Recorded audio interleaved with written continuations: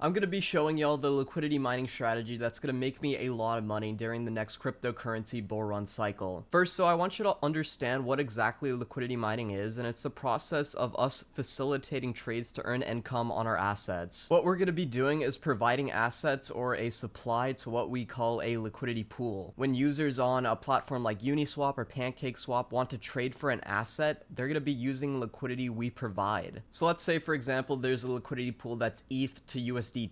The liquidity provider is going to need to provide both of those assets. So let's say the liquidity pool has $1 million total of liquidity in it, and the liquidity provider is providing $100,000 to it. Well, this means they're going to make up 10% of the pool and get about 10% of the rewards. But basically what's happening here is the liquidity provider is again providing both of those assets, ETH and USDT. Now they could provide a different amount, but for simplicity purposes, let's say they're providing an equal amount of both, like 50,000 of ETH and 50,000 of USDT. So what's going to happen is a trader is going to enter one of these platforms like Uniswap or PancakeSwap, whatever, and they're going to be wanting to execute a trade via the smart contract for either ETH or USDT. That's just for this example, by the way. Obviously, traders are going to be making a variety of different trades, not just ETH and USDT. But say they want to get rid of their USDT and swap it all in exchange for Ethereum because they're feeling bullish about ETH in this next cycle. So what's happening here is the trader is putting USDT into the liquidity pool and taking Ethereum out of it. For us, the liquidity provider, this means that we're losing exposure to the ETH we initially put in and gaining more USDT, obviously in proportion to the amount of liquidity pool we actually make up. Now, the best thing about being a market maker, or as I said before, liquidity provider on these decentralized exchanges, is that there's no capital requirement and there's no KYC requirements either. You can do this from any place in the world. You are doing this in the cryptocurrency space as well, so not only are you making money or income from the rewards paid out by being in these liquidity pools and providing liquidity,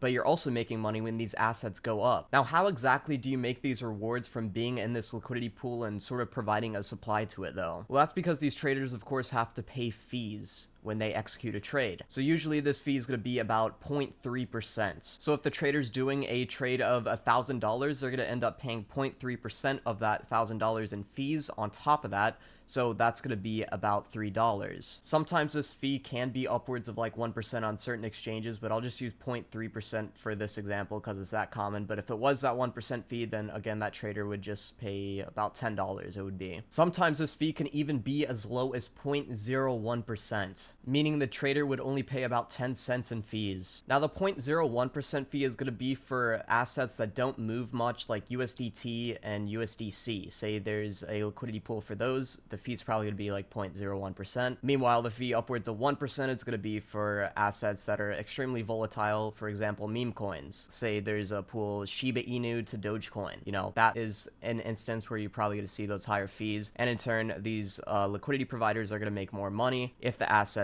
stay up in price. Keep in mind there is some risk because you could be making all of this money, tons of money from these fees, but then the assets just plummet in price and you're basically left with nothing. So it's very important to pick and choose and do a bunch of research when you're getting into these pools and see which ones are best for you. This fee by the traders is going to be paid via the asset they put into the pool. So in the example earlier, we said they put in USDT in exchange for ETH because they were bullish on it, so they would pay, I think we said 0.3% of the $1,000 they put in, so that would be like $3, which they would pay in USDT. And this $3 is going to go directly over to the liquidity providers where they can collect and claim these fees. And as we said earlier, if you make up 10% of the pool, because the pool is $1 million and you put in $100,000 of ETH and USDT total, then you're going to be paid out 10% of that fee, so that would be about 30 cents for that transaction. As a market maker or liquidity provider, it's important to realize that you are going to be taking either end of the trade. So people can go in and exchange USDT in our example for ETH, or ETH for USDT, and you have to be okay with either one of those happening. At the end of the day, you need to be willing to have all of your money in ETH or all of your money in USDT. Now, there are some strategies and techniques you can do to not lose full exposure to certain assets, but again, that's more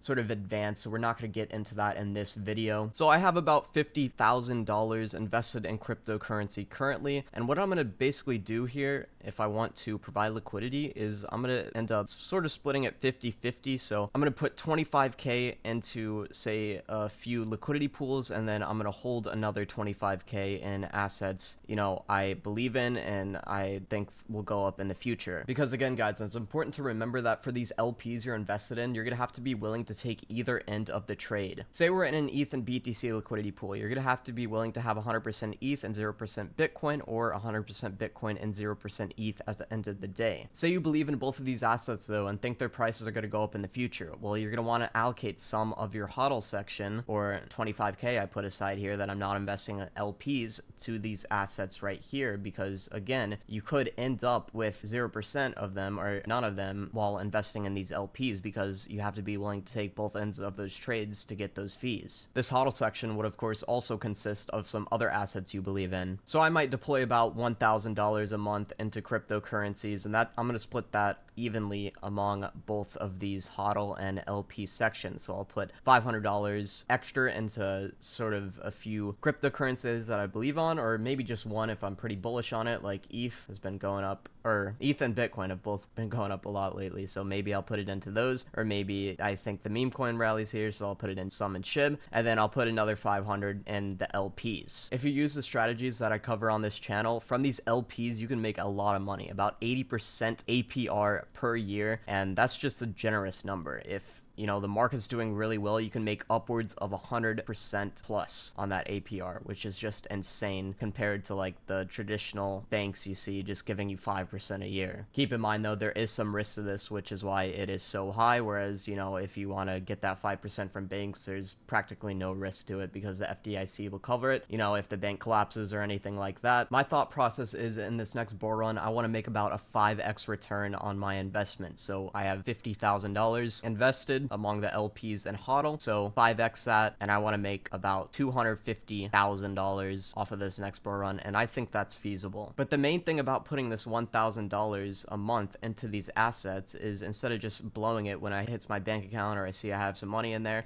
I'm sort of compounding it in these investment strategies. And this could be really effective for LPs, because instead of having $25,000 that you're earning 80% on, you now have $25,500 that you're earning that 80% on, and say after a year you have $30,000. After a year of again doing that $1,000 a month and splitting it 500, you have about, you know, $31,000 I think it is that you're getting 80% on, sorry, every year APR, or even 100%, you know, if the market is doing good. And that $31,000 or $30,000 number is not accounting for any appreciation or compounding. That's just the base amount that we sort of put in and have before taking into account the APR or the price of the assets rising. Because keep in mind, this 80% to 100% can be even more if these assets sort of explode and go up tremendously. Because say we're only providing liquidity for the ETH and BTC pools and the price of these double. Well, that means that our $25,000 here is going to double, because this is only split among the ETH and BTC. Obviously,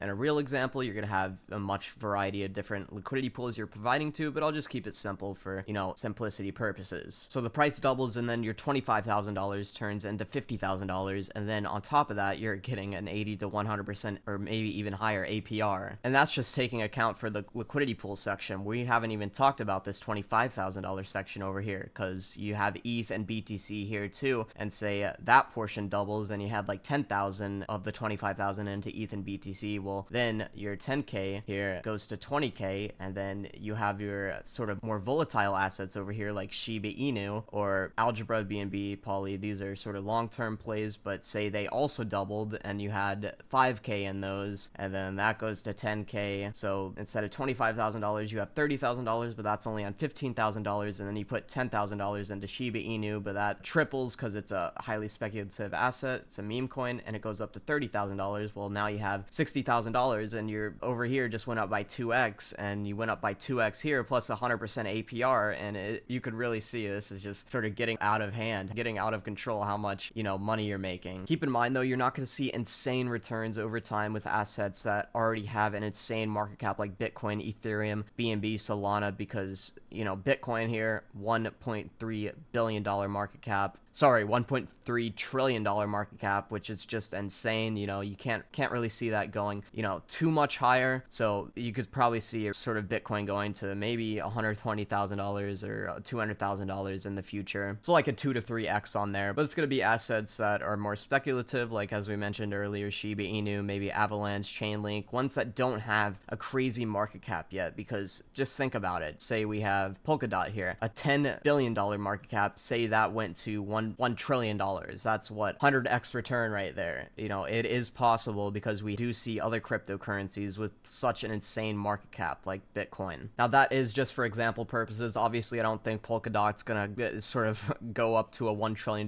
market cap because there are other cryptocurrencies that sort of have more use cases like Avalanche, and then Polygon or Matic is another one I believe in as well. These are ones that I could see going 5, 10, maybe 15x over the long term. This strategy that I've been discussing isn't just some random strategy I thought up in my head and thought I might tell you guys. It's something that I, along with many other people, have been utilizing to grow their portfolios. Builder Wealth is a company that will one-on-one guide you and help you grow your portfolio. They'll teach you everything you need to know about decentralized finance, what your best next steps would be to reach your financial goals. Over the past year and a half, they've taken on about 100 additional clients, but it is application only, so keep that in mind. It's a very exclusive program, and the goal of this is to keep the quality of the group extremely high. There's weekly group calls that will discuss opportunities and take any questions you might have. They'll go over what's new and what's happening in the DeFi space, and will also critique and review client portfolios and help to guide them in the right direction. It is a very exclusive group, so instead of like 500 to 1,000 people showing up like some of these other groups out there, there's only gonna be about 10, 15, maybe 20 people showing up, so we can keep it small and make sure everyone sort of gets in on the action. This also allows them to work with clients on a one-to-one basis. So if this does sound appealing to you and piqued your interest, check the link down in the description below. Anyways though guys, I hope you found this video informative and helpful. Liquidity mining is something that can be pretty lucrative when you get into it. Drop a like, subscribe, and hit the bell for more videos like this.